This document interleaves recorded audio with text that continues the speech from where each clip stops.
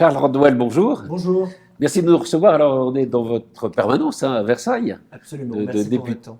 De député de la première circonscription des Yvelines. Alors, on a beaucoup de questions à aborder. On va revenir évidemment sur ce qui s'est passé à l'Assemblée nationale avec le débat sur les retraites, puisque dans quelques mois, on va fêter votre premier anniversaire de député. Donc, vous nous raconterez comment vous avez vécu ce débat. On reviendra évidemment sur la réforme des retraites, sur peut-être les réformes que vous souhaitez, parce que c'est un quinquennat un peu particulier, puisque le président de la République, Emmanuel Macron, ne pourra pas se représenter à l'issue de ce mandat.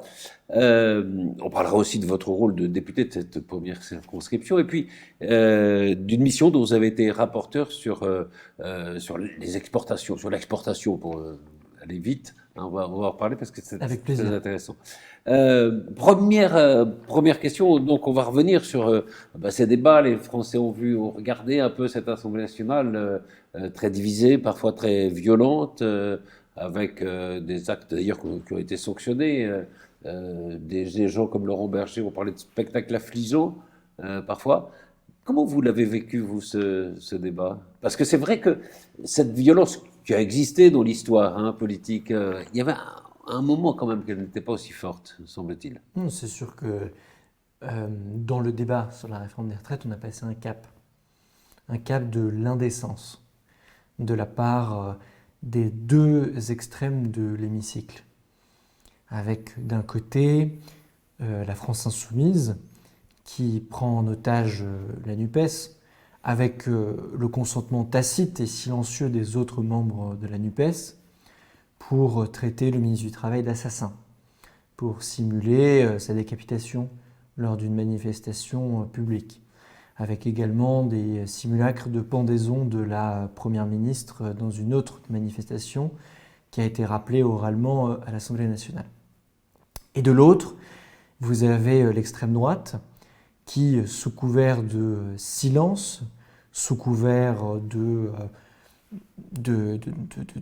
tentative d'incarner un parti normal, finalement est un allié politique de facto de la NUPES, puisque amendement après amendement, critique du gouvernement après critique du gouvernement, motion de censure après motion de censure, le Front National, ou plutôt le Rassemblement National, même si c'est la même identité, vote avec la France Insoumise. Et le populisme, c'est ça. C'est ce que l'on constate aujourd'hui à l'Assemblée nationale. Voyez-moi, j'ai bien conscience que nous sommes dans une période de majorité relative et que la majorité relative implique d'écouter, implique de débattre, implique de trouver du consensus et du compromis avec des formations politiques qui sont différentes et qui ont une ligne différente de la nôtre. Moi, je suis jeune parlementaire et sur ces 10 premiers mois, j'ai pris beaucoup de plaisir à écouter des anciens qui ne pensent pas comme moi. J'en ai parlé l'autre jour à la radio dans une autre émission avec un député indépendant qui est à l'Assemblée nationale depuis plusieurs mandats, qui a été maire d'une ville moyenne de la Meuse, qui est contre la réforme des retraites. Moi, j'aurais aimé pouvoir débattre avec lui, l'écouter et entendre son expérience et l'entendre partager son expérience avec moi pour qu'il m'explique pourquoi il est contre. Selon son expérience dans le département. Et nous n'avons pas eu l'occasion d'avoir ce débat parce que le débat a été pris en otage par une partie minoritaire de l'hémicycle qui ne voulait pas débattre, qui ne voulait qu'une chose, c'est bloquer. Est-ce que vous diriez que oui, c'est ça, c'est peut-être une occasion perdue du pouvoir législatif, qui justement était dans une formation assez inattendue dans la Ve République, puisqu'il n'y a pas de majorité absolue, donc qui pouvait se faire entendre. Est-ce que vous pensez que le Parlement a un peu raté cette occasion? Le propre aujourd'hui de la majorité relative, qu'on connaît aujourd'hui, c'est que l'Assemblée nationale a retrouvé une part de visibilité et dans la vie politique, le Parlement en général et l'Assemblée nationale en particulier retrouvent une part du centre du jeu. Pourquoi ? Parce que, moi je ne vous cache pas qu'à titre personnel, le travail parlementaire est extrêmement intéressant parce qu'à chaque fois qu'on vote un amendement, à chaque fois qu'on débat d'une proposition de loi, il faut trouver une majorité. Et donc le travail parlementaire, c'est de trouver des compromis. Absolument. Ce qui n'est pas une tradition française. Ce qui n'est pas une tradition française, mais comme l'ensemble des pays européens autour de nous le font, il n'y a pas de raison qu'on n'y arrive pas. Et jusqu'à présent, on a parfaitement réussi cela. Le seul texte où on n'a pas trouvé de majorité, c'est le budget. Mais moi, à titre personnel, ça me paraît assez logique. Oui. Lorsque vous êtes député de l'opposition, oui, il n'y a pas de raison de voter le budget. il n'y a pas de raison de voter le budget parce que vous êtes contre la politique du gouvernement. Et en même temps, si vous me passez le terme, il faut bien pouvoir rémunérer les agents publics et faire fonctionner les services publics au 1er janvier. Donc, il a fallu utiliser le 49.3 sans motion de censure. Sur tous les autres textes, et des textes importants, l'assurance chômage, le pouvoir d'achat, la protection sanitaire, la loi de programmation du ministère de l'Intérieur, on a trouvé des majorités, et des majorités qui étaient larges. Voilà un texte sur lequel les Français nous attendaient, attendaient beaucoup de nous. Et voilà un texte sur lequel l'Assemblée nationale, mais surtout une part de nos collègues qui ont délibérément bloqué le débat, n'ont pas été à la hauteur. C'est vrai qu'on n'a pas été jusqu'à l'article, le fameux article 7, qui prolonge le temps de travail. C'est 64 ans de... on n'a pas été à l'article 7 qui fixait l'âge de départ à la retraite de 62 à 64 ans. Voilà. On n'a pas été à l'article 8, à l'article 9, à l'article 10, et beaucoup qui parlait de la NUPES l'ont regretté. De la pénibilité, des pensions, notamment des pensions des personnes invalides, absolument. Des petites retraites. Vous mentionnez la NUPES, certains l'ont regretté, certains ont eu le courage de le dire. Je pense notamment aux communistes. D'autres ont cautionné l'attitude de la France insoumise dans un silence qui objectivement était assez gênant. Je pense aux socialistes. Moi, je me demande vraiment ce que les socialistes font dans la majorité aujourd'hui avec la NUPES, lorsque depuis le début de l'année, on a eu l'État d'Israël est un régime d'apartheid, lorsqu'on a eu l'attitude qui a été celle de la France insoumise, qui a été celle dans l'hémicycle il y a quelques jours, le Parti socialiste, que l'on soit pour ou que l'on soit contre, a été dans l'histoire politique française un très grand parti de gouvernement. Vous aurez noté qu'il y a des tensions à l'intérieur du Parti socialiste. Il y a des divisions là-dessus, sur ce sujet. Est-ce que, alors, évidemment, il y a eu l'attitude de LFI, que tout le monde a vu, et puis chacun peut avoir son jugement dessus. Il y a aussi, alors sans entrer trop dans la technique, mais l'utilisation de l'article 47.1 de la Constitution pour que le débat soit un peu plus rapide. Il y a aussi le fait que la loi s'inscrit dans une loi de finances rectificative de la sécurité sociale qui peut poser des problèmes avec le Conseil constitutionnel sur un certain nombre de points de la loi sur la retraite. Est-ce que là aussi, bon, il n'y a pas eu aussi un jeu du côté de la majorité pour éviter le débat? On le dit beaucoup, on entend certains qui disent au fond, et LFI et la majorité étaient assez contents que le débat n'aille pas jusqu'au bout. Alors, moi, c'est mon devoir de vous exprimer du coup mon point de vue et d'expliquer cette position. J'entends tout à fait les interrogations qu'il y a eu. Je vais vous répondre sur la forme et sur le fond. Sur le fond, le texte sur la réforme des retraites est un texte budgétaire. La question qu'on se pose, c'est de dire est-ce que oui ou non le système de retraite sera à l'équilibre financier dans les décennies à venir et est-ce que oui ou non nous avons les capacités financières de répondre plus justement aux attentes des gens. Je pense notamment à la pénibilité, je pense aux carrières longues, je pense au minimum retraite. On touche à des questions profondément financières. Donc sur le fond, le fait que ce texte soit un texte budgétaire dans le cadre des comptes sociaux se justifie totalement. La deuxième question sur la forme. Nos adversaires nous expliquent qu'on n'a pas eu le temps de débattre. Lorsqu'on prend les différentes réformes des retraites qu'il y a eu par le passé, 2010, la réforme d'Éric Woerth et de Nicolas Sarkozy qui a passé l'âge de départ à la retraite de 60 à 62 ans. Ensuite, pendant le quinquennat de François Hollande, la réforme Touraine qui accélère et qui allonge la durée d'années de cotisation. Sur ces deux temps de débat, le débat a été moins long, il y a eu moins d'heures de débat que le débat que nous avons eu cette fois-ci. Quelle est la différence qu'il y a eu? Quelle est la différence qu'il y a eu? La réforme des retraites en 2010, 600 amendements. La réforme des retraites de la loi Touraine, quelques centaines d'amendements. Cette fois-ci, 20 000 amendements, dont 15 000 déposés par la seule France insoumise. Moi, je pose donc la question, qui a réellement la responsabilité du blocage? Chacun en fera son avis. Est-ce que, quand même, sur une réforme importante, parfois on a eu le sentiment que, alors je ne parle pas de la majorité, pas du gouvernement, avait peut-être pas communiqué comme il aurait fallu. Il y a eu ce fameux 1 200 € au minimum dont tout le monde pensait que ça irait à chaque personne qui prendrait sa retraite, et puis on a appris donc il fallait avoir tous ces trimestres pour y avoir droit. C'est un des points, hein, par exemple. Est-ce qu'il n'y a pas eu parfois quand même du côté d'Olivier Dussopt, peut-être de la Première ministre, des maladresses en tout cas de communication? Il y a peut-être eu un manque de justesse dans la communication. Pour communiquer, pour partager notre point de vue, il faut d'abord écouter.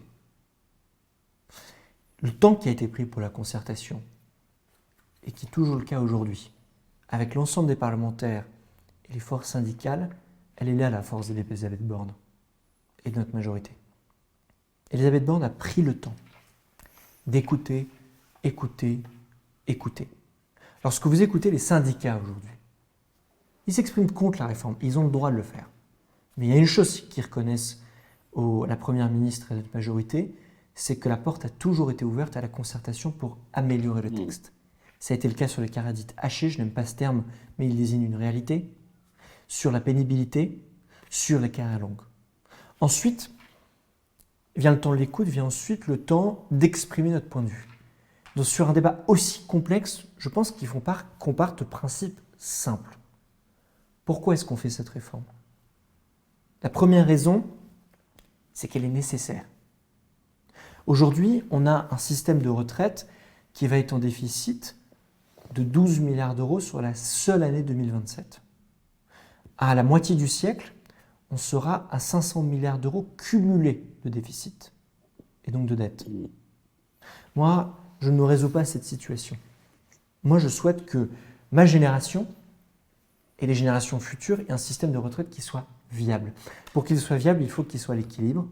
Et donc, pour répondre à ce sujet, on a finalement 3 choix qui sont assez simples pour mettre le système à l'équilibre.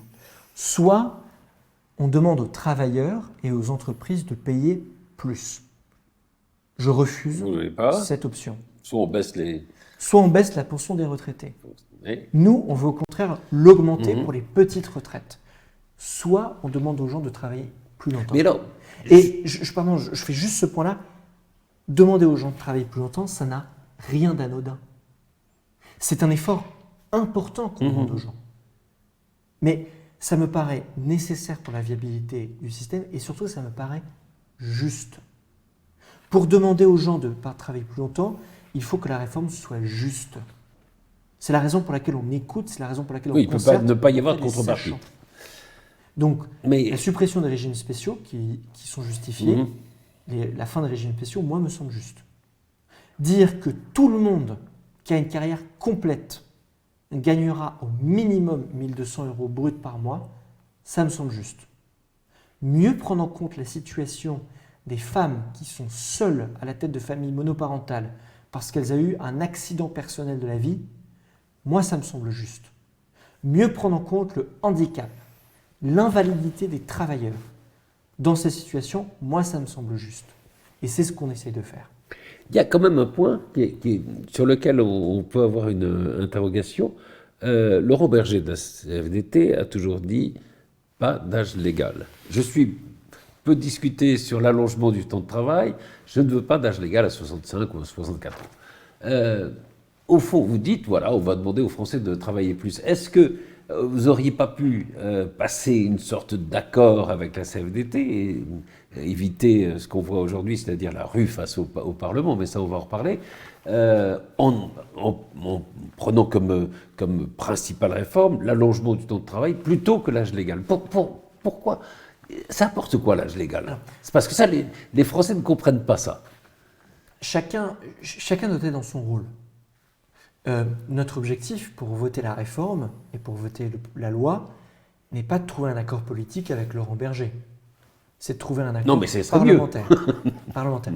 Laurent Berger, Philippe Martinez et les autres syndicats, Mmh. Force ouvrière, Sud et tous les autres, jouent un rôle fondamental dans l'amélioration du texte, dans la prise en compte de cas extrêmement importants pour rendre le système de retraite plus juste. Ils jouent un rôle fondamental en ce sens. Mais l'accord politique que l'on doit trouver pour voter le texte est un accord parlementaire.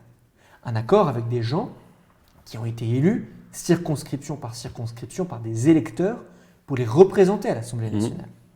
Le rôle de l'Assemblée nationale est en ce sens prépondérant pour trouver une majorité sur un texte aussi important que la réforme des retraites.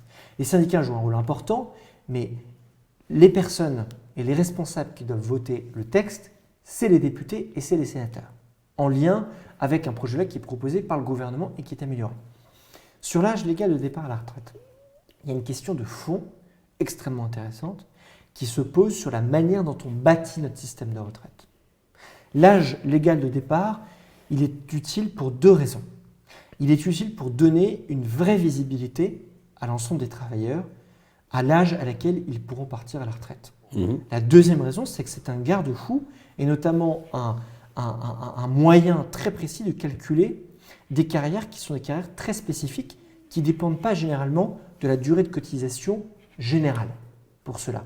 C'est un âge très important pour des professions, par exemple dans la fonction publique, qui sont dites actives. On peut calculer leur âge de départ selon l'âge de départ à la retraite générale. C'est quelque chose qui est technique, c'est quelque chose qui peut être difficile à comprendre, mais cet âge de départ l'âge légal de départ à la retraite est très important comme signal tant pour l'ensemble des travailleurs que pour le système de retraite. Il y a Alain Mac, que vous connaissez, qui a une thèse qui dit l'âge légal, au fond, c'est moins pour pérenniser le système des retraites que pour donner un signe favorable au marché. Alors, si on dit ça, tout le monde se dit « Ouh là là, qu'est-ce que c'est que cette démocratie qui dessine au marché ?» Mais après tout, quand on a une dette de 3 000 milliards d'euros, quand le coût de la dette risque d'augmenter, c'est pas non plus totalement idiot de donner des signes favorables au marché. J'ai beaucoup de respect pour l'ensemble de l'œuvre d'Alain Minc, mais là, vous n'êtes pas d'accord. Je ne me suis pas engagé en politique pour répondre aux signaux du marché. D'accord.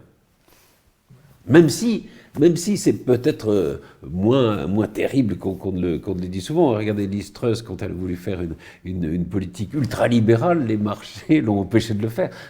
On empêche aussi parfois de faire n'importe quoi. Qu'est-ce que ça veut dire, le marché? Oui, c'est les gens. Finalement, le marché, c'est les investisseurs, les personnes auprès de qui la France emprunte pour répondre à son déficit et rembourser sa dette. Oui, c'est ça. C'est les gens qui... Tout l'objectif de l'un de mes engagements, c'est la souveraineté nationale et la souveraineté européenne. La première des souverainetés, la première des indépendances, la première des libertés, c'est de rembourser sa dette et c'est de réduire ses déficits. Et si nous voulons être souverains, si nous voulons être libres, il faut aussi que notre système des retraites soit à l'équilibre pour éviter qu'il soit en déficit. Oui, ça participe à la réduction des déficits. Absolument. Alors, on en arrive là... Du déficit du système des retraites. Oui. J'insiste sur un point, nous ne menons pas cette réforme pour prendre de l'argent au système pour rembourser autre chose. Certains ça a été beaucoup dit, ça, oui. Ce système des retraites doit être à l'équilibre en son sein. D'accord. Oui, c'est pour équilibrer le système des retraites, c'est pas pour prendre de l'argent pour le mettre ailleurs. Là, on en est quand même à un face-à-face. Il y a cette grande journée du 7 mars, grève générale, face-à-face au fond entre le Parlement qui a des chances de voter la réforme, même s'il y a eu parfois des interrogations sur ce que feraient les députés LR, notamment, mais peut-être qu'il y aura un accord législatif sur le vote de la réforme, et puis on a en face la rue. Oui, et on peut se demander où est la vraie légitimité. Est-ce que c'est le Parlement? Est-ce que c'est la rue? Quand on voit les sondages, à peu près 60% des gens, 65% des gens qui sont opposés à la réforme. Moi, je lis aussi qu'il y a 80% des gens qui sont favorables à la suppression des régimes spéciaux. Oui, alors, il y a 68% en gros des gens qui sont contre cette réforme, mais qui disent qu'il faut une réforme. Pourtant, les personnes qui bénéficient des régimes spéciaux sont dans la rue. Ouais. Oui. Donc, Moi, je vois deux choses. La première, c'est que je reconnais aux syndicats, dont je ne partage pas l'avis, d'avoir refusé la radicalisation que voulait leur imposer la France insoumise. Ils ont le droit de manifester. Il y a des tensions fortes même Ils ont entre le les droit d'être en syndicats grève. et les filles, oui. Mais la manière dont ils expriment leur point de vue dans la rue, à Matignon, dans les négociations avec la Première ministre, porte beaucoup plus aujourd'hui que s'ils n'avaient cédé à la radicalisation de la France insoumise et de la NUPES. On a d'un côté, si vous voulez, des députés qui traitent le ministre du Travail d'assassin et qui veulent lui couper la tête. On a de l'autre des syndicats qui ont non seulement condamné cette attitude, mais qui en plus travaillent avec le gouvernement pour améliorer le texte, même s'ils sont contre. Moi, je sais très clairement à qui on doit un respect et une reconnaissance sur ce sujet. Maintenant, lorsque vous comparez Oui, mais comment le ça Parlement se termine et la rue, en fait, le Parlement, c'est l'Assemblée du peuple. Moi, si vous voulez, si je suis assis là, si on fait cette interview tous les deux, c'est parce qu'il y a des gens qui ont voté pour moi. Vous avez été élu. Oui, Et je leur dois tout mon mandat.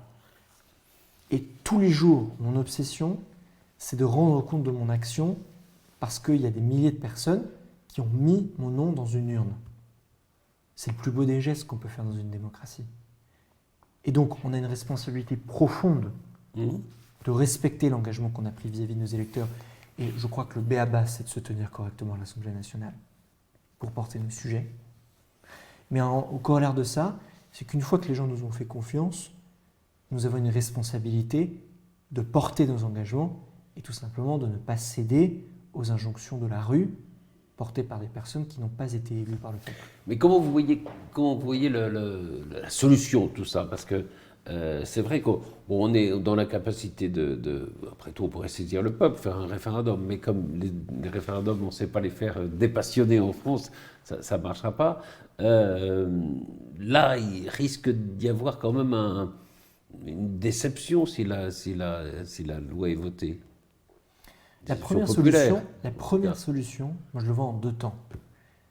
C'est l'écoute. L'écoute de chaque cas particulier, parce que chaque Français a le droit à sa retraite. Et ensuite, c'est d'être honnête et d'être clair. Moi, je ne soutiens pas cette réforme par esprit de contradiction ou par rapport de force. Moi, si je suis honnête avec vous, je soutiens cette réforme qui est difficile, tout simplement parce que je suis intimement convaincu qu'elle est nécessaire pour préserver notre système et qu'elle est juste. D'accord. Mais il y a des gens qui considèrent qu'elle n'est pas nécessaire et qu'elle est injuste. Donc, vous voyez ces gens-là. Moi, j'aurais aimé pendant 2 semaines et demie, pendant 3 semaines, pendant des mois, pouvoir débattre avec eux. Mais même débattre passionnément, de les entendre, de les écouter. Et force est de constater que sur les 2 semaines qu'on a eu au débat à l'Assemblée nationale, on a été empêché dans une grande partie de ce débat par une minorité bloquante de la France insoumise et par la caution silencieuse d'une part de leurs alliés. Justement, comme il y a ce blocage à l'Assemblée, on entend parler de temps en temps de la possibilité d'une dissolution de l'Assemblée. Vous en parlez entre vous, entre députés, de ça? Vous savez, on n'est jamais propriétaire de ce mandat. Oui, c'est bien, mais... Moi, tous les jours, j'ai une conviction qui m'habite, et vraiment, c'est de dire... Vous savez, c'est un peu un vertige le soir, c'est peut-être la jeunesse qui veut ça, mais c'est un vertige le soir où vous êtes élu, vous vous dites, il y a des milliers de personnes qui ont mis votre nom dans une urne. C'est pas anodin comme geste. Depuis ce soir-là, j'ai une obsession, c'est de rendre compte de mon action. Je ne sais pas s'il y aura une dissolution ou pas de l'Assemblée nationale. Tout ce que je sais, c'est que le soir de mon élection, on m'a dit profites-en parce que l'Assemblée sera bloquée cet été et en septembre, tu es en campagne. Ah oui. Ensuite, il y a eu la réforme de l'assurance chômage en septembre, on m'a dit profites-en, vous serez mis en minorité et en novembre, tu es en campagne. On m'a dit en novembre, profites-en parce qu'à Noël, c'est la crise, en janvier, tu es en campagne. Et là, on me dit profites-en parce qu'il va y avoir un blocage institutionnel et au printemps ou à l'été, tu es en campagne. Je ne sais pas. Mais je fais toujours attention aux Cassandre. Oui, mais C'est intéressant, justement, ces Cassandre, parce que ça vient au fond d'un sentiment comme ça qui est un peu répandu, que ça va mal, que tout va mal, que ça va être pire. Ce pessimisme français, là, comment vous le ressentez dans les conversations que vous avez avec avec les gens qui vous ont élus, avec les gens que vous rencontrez? Une situation paradoxale où les gens que je rencontre, quelle que soit leur origine, une grande majorité d'entre eux ont plutôt un certain optimisme par rapport à leur situation personnelle, Oui, mais ont un grand pessimisme collectif. par rapport à la situation collective, de la société française. C'est très étonnant, ça. Et on a une responsabilité lourde, nous, les responsables politiques. Pourquoi? Parce que le récit national aujourd'hui doit renaître en France. Moi, j'en suis convaincu. Et il faut qu'on parte de nos ancrages. Qu'est-ce qui fait qu'on est français? Qu'est-ce qui fait qu'on est français et que l'on a un point commun culturel avec le chevalier ou le serf de l'Ancien Régime, le révolutionnaire de 1789, le poilu de 1914 et les personnes qui nous entourent? Ce qui fait qu'on est les héritiers de notre histoire. Absolument. Moi, je vois des ancrages qui dépassent le changement de régime politique, les changements de régime que l'on a connus. Le premier ancrage, c'est notre État. C'est notre État, c'est nos frontières, c'est la place que l'État a toujours eue et la relation que l'État a toujours eue avec ses citoyens. La deuxième, c'est notre langue, le français. Depuis François Ier, depuis la Renaissance, notre langue, contrairement à beaucoup de pays, est le ciment de notre société et le ciment de notre nation. Troisièmement, je crois que c'est fondamental, c'est notre cohésion nationale et notre cohésion sociale. Tout notre récit national, tout notre récit politique est bâti sur le fait de dire chaque Français travaille non pas pour lui, mais pour la société. Et en échange, la société et l'État lui rendent la protection sociale. C'est le système des retraites. Lui donne son armée, sa protection. Lui donne un cadre de vie positif. Si ce triptyque est remis en cause, la société française elle-même doute. Nous, mais notre rôle de responsable, c'est le rôle des responsables politiques de travailler sur ces trois ancrages. Qu'est-ce qui fait nation? Qu'est-ce qui fait aujourd'hui? C'est difficile de... C'est la raison pour laquelle je suis tant engagé sur la protection, sur la préservation, sur l'enrichissement de notre langue. C'est la raison pour laquelle je crois que nous devons être fondamentalement engagés pour définir précisément l'action légitime de notre État. Et c'est la raison pour laquelle nous devons tout faire collectivement pour travailler sur ce sentiment de cohésion nationale, pour que chaque Français qui travaille ait pour compte ce qui lui est dû. C'est vraiment le cœur de mon engagement. Justement, je le disais, on est dans un quinquennat un peu particulier, puisque Emmanuel Macron ne pourra pas se représenter à l'issue de son mandat. Donc, il peut y avoir en effet des sens d'ambition pour lui succéder. Et il peut y avoir aussi une façon de regarder ce quinquennat un peu différemment. Peut-être plus difficile aussi de mener à bien des réformes, ou alors on peut dire au contraire, il est plus libre pour mener les réformes qu'il veut. Dans quel domaine vous pensez qu'il y a des réformes nécessaires? Moi, la première question que j'essaie de me poser, c'est pourquoi est-ce qu'on mène des réformes? C'est un mot que chacun d'entre nous utilisons peut-être presque pour chaque projet de loi. Le propre de la loi, c'est d'améliorer la vie quotidienne de chaque Français, de chaque citoyen. On est à un point aujourd'hui de rupture parce qu'on voit qu'au niveau mondial, il y a un changement profond de paradigme, tant dans la relation que les gens ont à leur État, au pouvoir, et aussi dans des changements géopolitiques profonds que l'on connaît dans le monde. Et tout notre enjeu à nous, quelle que soit la situation politique, notamment du président de la République, c'est de voter la loi. Et le président de la République, c'est de prendre des décisions qui contribuent au bien-être des Français. On est dans une situation charnière, au-delà de sa situation personnelle, où Nous sortons d'une crise sanitaire, nous sommes dans une recomposition mondiale des forces économiques, démographiques, politiques, technologiques, auxquelles il doit répondre. Et je peux vous dire, de l'aperçu que j'en ai, c'est que quelle que soit sa situation personnelle, le président de la République et notre majorité, et je crois tous les responsables politiques en général, nous sommes déterminés à faire en sorte d'améliorer au mieux la vie quotidienne des gens. Mais parfois, il y a un reproche qu'on fait, c'est celui de la lisibilité ou celui de la perspective. Où on va? Vous parliez justement de ces piliers qui sont les pays de la France, mais où on va? Quelle France on veut? Quel pays on veut? Est-ce que voilà, il n'y aurait pas un besoin justement de redéfinir des perspectives pour montrer justement que telle ou telle réforme est nécessaire? J'en suis persuadé. Définir des perspectives simples, mais fondamentales. Le soir de mon élection, je me suis permis de prendre un petit papier avec moi. Il y a un administré, un habitant, qui vient du quartier Bernard de Jussieu, qui m'a dit « J'ai retrouvé le cahier des doléances des paysans du village de Guyancourt en 1789. »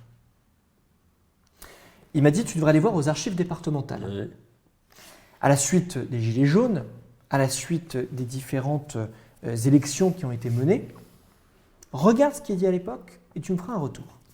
Je me suis donc rendu et la chance que j'ai eue, c'est que quelqu'un à l'époque avait mené, dans les années 70 me semble, avait mené une thèse sur ce sujet, oui. en expliquant, en allant voir ses propres doléances, donc il l'a dactylographié. Que disent les doléances de 1789 à l'époque? Article 1er, que tous les impôts soient payés par les 3 ordres sans aucune exception, chacun suivant ses facultés. C'est le débat qu'on retrouve aujourd'hui. Chacun doit être égal face à l'impôt. Qu'est-ce qu'on lit d'autre? Article 4. La franchise de toutes les foires et marchés et l'abolition de tous les péages.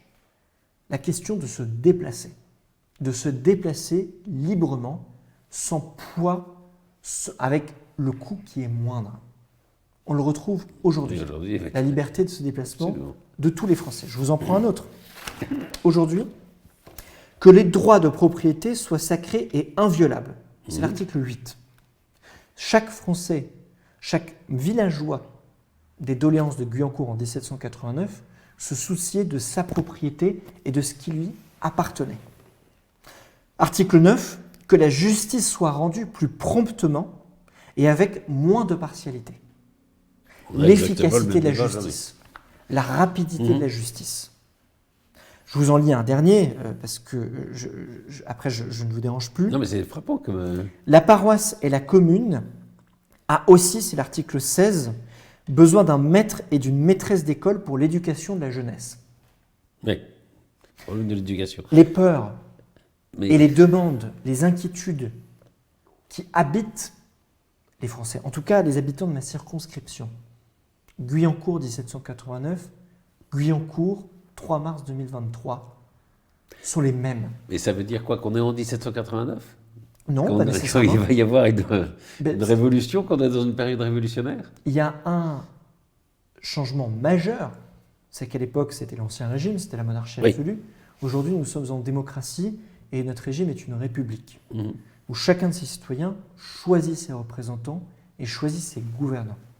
Ce que je veux dire par là, c'est que les aspérités de notre peuple, du peuple français, et en tout cas des personnes qui habitent ma circonscription, ont souvent été les mêmes, et qu'elles traduisent le besoin d'ancrage dont je vous parlais tout à l'heure. Ça, c'est la responsabilité du personnel politique, et c'est la ligne de conduite qu'on doit adopter.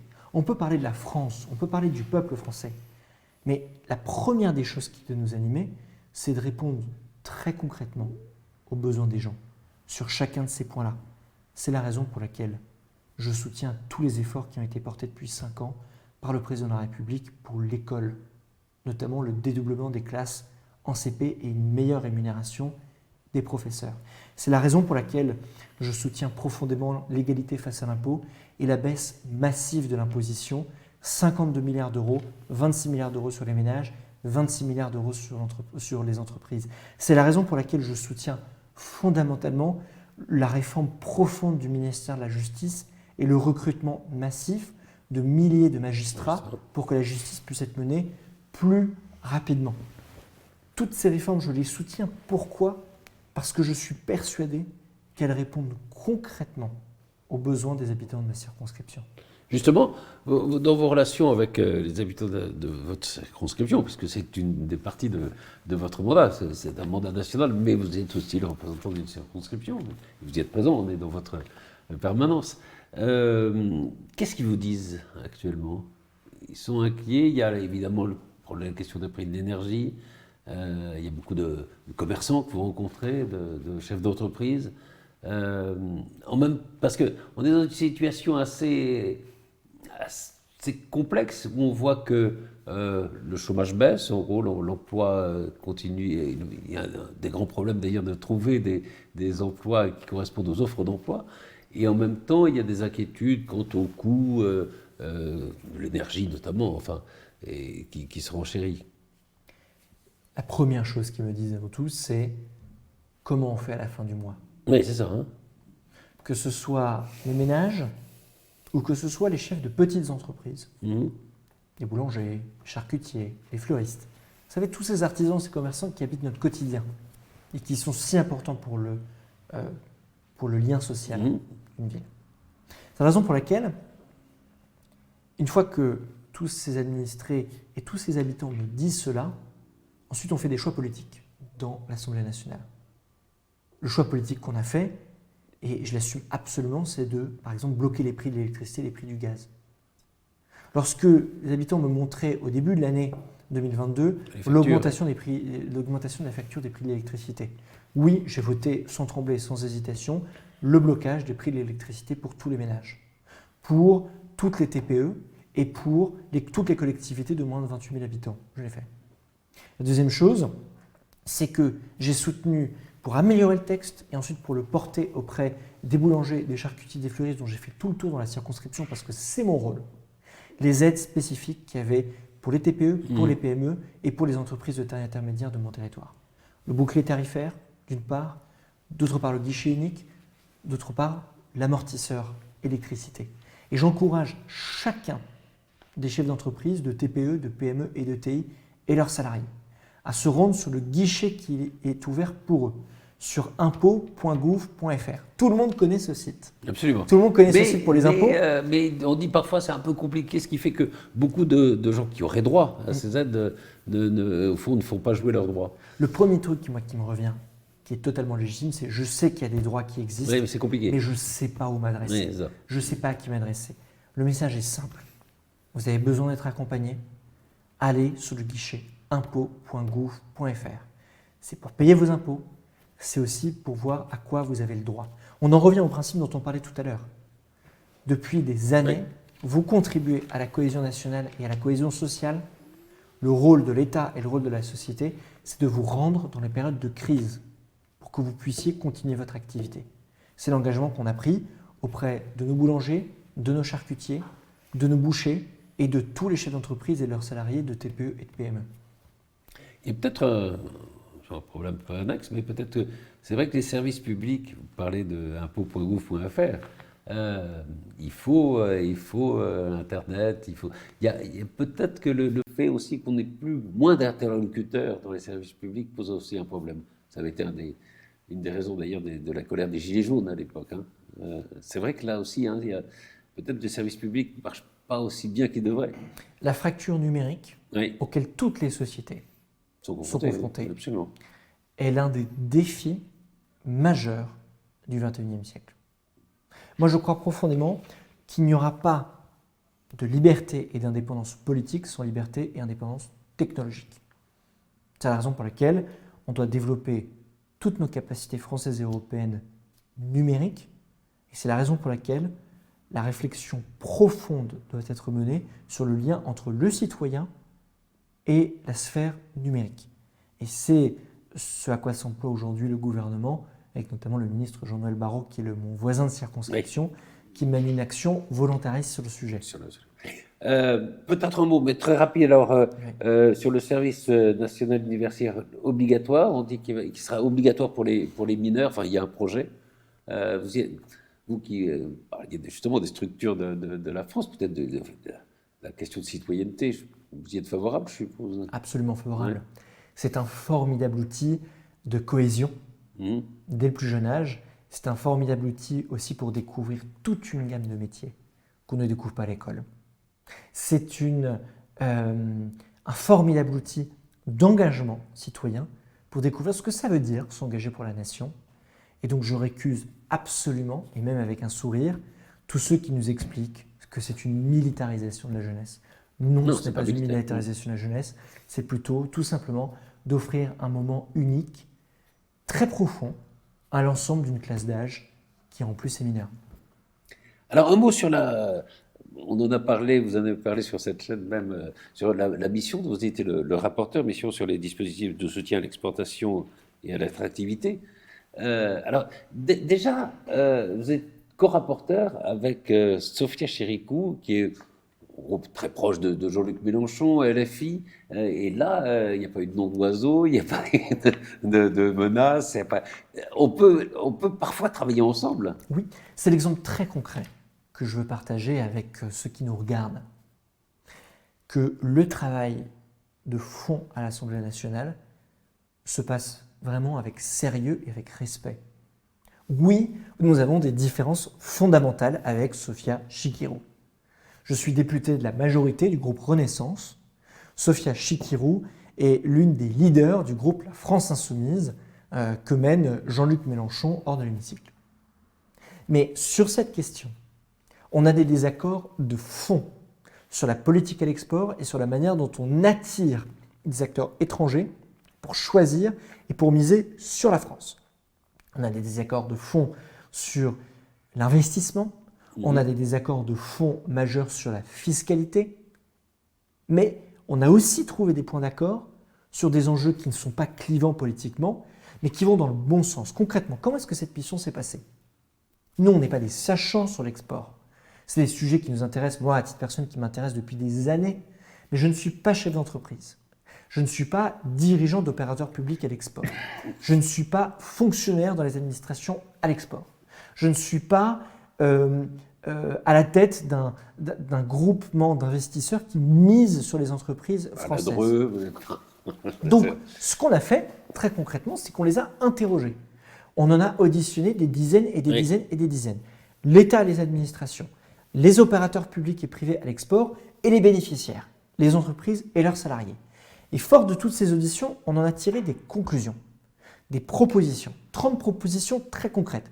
Pas des choses qui mettront 15 ans à se mettre en œuvre. On a délibérément ciblé 30 propositions concrètes avec un objectif. Inscrire l'export au cœur de notre stratégie industrielle. Ça fait maintenant 5 ans qu'on est en train de bâtir une politique économique qui vise à réindustrialiser le pays. Une politique fiscale, ce que je vous disais tout à l'heure, baisser massivement les impôts. Une politique de l'emploi. On a recréé 1,3 million d'emplois en 5 ans dans ce pays. Une politique délibérée de soutien à l'offre. On investit des dizaines de milliards d'euros dans des technologies et dans des filières industrielles d'avenir, notamment le plan France 2030. Quelle est la place de l'export? Qu'est-ce que ça veut dire? Ça veut dire concrètement qu'on va offrir la possibilité à ces entreprises et à leurs salariés de mieux les accompagner pour vendre leurs produits qu'ils fabriquent en France sur les marchés étrangers. C'est bon pour l'emploi en France, c'est bon pour la richesse des entreprises et leurs salariés, et c'est bon pour l'image de la France à l'international. Pour notre déficit. Et pour notre déficit commercial. On parle du déficit commercial. Qu'est-ce que ça veut dire? Ça veut dire qu'on achète plus qu'on ne vend. Exactement. Tout simplement. Mais... Donc ça veut dire que la France s'appauvrit plus qu'elle ne s'enrichit vis-à-vis des pays étrangers. Il faut qu'on inverse cette tendance. Ce qui n'était pas le cas pendant des années, hein. C'est relativement récent. Absolument. Le président de la République et le ministre de l'économie et des finances, Bruno Le Maire, ont dit très clairement que le déficit commercial et que la balance commerciale était l'enjeu économique majeur de la décennie qui vient. On peut gagner cette bataille, oui. Moi, j'en suis persuadé. La France a gagné des batailles infiniment plus difficiles que celle-ci. On a un génie en France. On a un savoir-faire unique qui est reconnu partout dans le monde. On est dans des industries qui, malgré les boulets qu'elles avaient aux pieds, à travers des lois qui ont été votées sur les 20 dernières années, ont su résister et ont su produire de très belles choses en France. On a des élus locaux qui sont engagés. On a une volonté politique commune, très partagée à travers tous les bancs de l'hémicycle. En témoigne la mission Oui. qu'on a faite avec Sophia Chikirou pour résorber et pour répondre à cet enjeu. On a tous les ingrédients pour y répondre. Maintenant, il faut s'y atteler. Et à ma petite échelle de parlementaire, des Yvelines, d'une très belle terre, je veux apporter ma pierre à cet Il y a des édifice. industries. Absolument. importantes. Et c'est la raison, et peut-être que c'est la question à laquelle vous allez venir. Seul, le député ne peut rien. Mhm. La richesse d'un parlementaire, c'est sa circonscription, c'est les entreprises, les salariés et les élus de sa circonscription. Nous, on a fait appel aux entreprises et aux élus de ma circonscription. Elles auraient pu ne pas répondre. Elles ont été présentes à tous les moments de la mission. On a visité des entreprises avec le sous-préfet au développement économique, le président de la Chambre de commerce et d'industrie, le président de l'agglomération de Saint-Quentin-en-Yvelines, le maire de Montigny-le-Bretonneux et son adjointe au développement économique. Tous étaient là pour répondre à l'appel, pour travailler sur ce sujet, sur la circonscription et sur le département. On a ensuite voulu comprendre au plus près les besoins et les attentes de nos entreprises. Elles ont toutes été là. On les a auditionnées à l'Assemblée nationale, on les a auditionnées à la fois en bilatéral et à travers des tables rondes. Elles nous ont apporté la sève de notre mission. Le parlementaire, sans sa circonscription, sans les élus, sans les entreprises, sans les salariés de sa circonscription, son action est nulle. C'est en travaillant main dans la main Oui, c'est pas un solitaire. avec sa circonscription qu'il peut mener un travail pertinent au niveau national. C'est la condition. Oh ben, une dernière question, allez, parce que ça fait combien maintenant? 7 mois, 8 mois que vous êtes, Juin. Juin, oui, bon, à peu près. Ça fera un an en juin. Hein, Voilà, voilà. c'est ça. Vous direz, le mandat de député, finalement, il est harassant, il est frustrant, il est passionnant. Il est merveilleux. Oui, il demande une grande énergie. Mais il y a des millions de Français qui travaillent dur dans ce pays, soit pour s'en sortir, soit parce qu'ils aiment leur métier, soit les deux. Mhm. Et donc, le député ne travaille pas plus ni moins qu'un autre.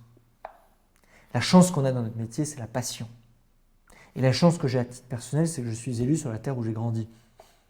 Mes électeurs, une grande partie, j'espère en tout cas, ce sont mes Vous amis. connaissez. C'est ma famille. C'est les amis de ma famille et c'est la famille de mes amis. C'est aussi des gens qui m'ont demandé des comptes, Mhm. qui m'ont dit « je vote pour toi, je te place ma confiance, maintenant c'est à toi de me rendre compte et on fera le bilan dans 5 ans ». Eh bien j'espère que je serai à la hauteur de leurs attentes. Merci. Merci beaucoup. Merci pour votre temps.